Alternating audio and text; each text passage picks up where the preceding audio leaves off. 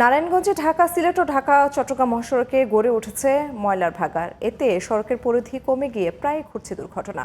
পরিবেশ দূষিত হওয়ার পাশাপাশি বাড়ছে মশার উপদ্রব। দ্রুত সমস্যার সমাধানের আশ্বাস দিয়েছেন উপজেলা নির্বাহী কর্মকর্তা। নারায়ণগঞ্জ প্রতিনিধি আশিকুর রহমান হান্নানের রিপোর্ট, জানাচ্ছেন জামান আশরাফ।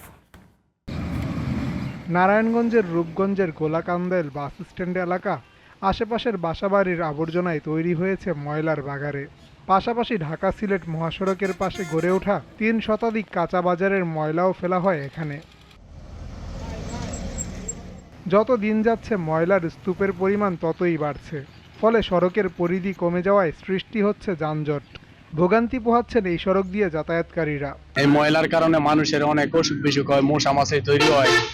রাস্তার মধ্যে এগুলো ফালানো উচিত না। ময়লার লাইন খাওন জানা গন্ধ হয়, যাইতে গেলে রাস্তাটা এটি পরিষ্কার করে দিতে ভালো অসুবিধা হয়, অনেক গন্ধ, বাজে গন্ধ ওই জায়গায় অনেক, নিঃশ্বাস নিতে শ্বাস নিতে সমস্যা হয়। যাতায়াতের খুবই অসুবিধা। বৃষ্টি হলে তো পানি আপনার পুরোটা রাস্তা বইরা জায়গা। আশেপাশে পথচারী যারা আছে তাদের এই প্রতিদিন এই ভোগান্তি পোহাতে হয়। ডাম্পিং স্টেশন নির্মাণের টেন্ডার প্রক্রিয়াধীন এবং দ্রুতই সমস্যার সমাধান হবে জানিয়েছেন উপজেলা নির্বাহী কর্মকর্তা।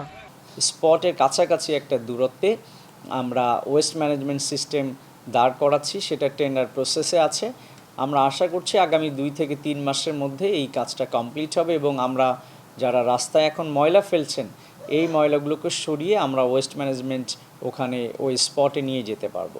শুধু সমস্যার সমাধানই নয়, পরিকল্পনার ভিত্তিতে মহাসড়ক থেকে ময়লার ভাগাড় সরিয়ে এর সুষ্ঠু ব্যবস্থাপনার দাবি স্থানীয়দের। জামান আশরাফ, জিটিভি নিউজ।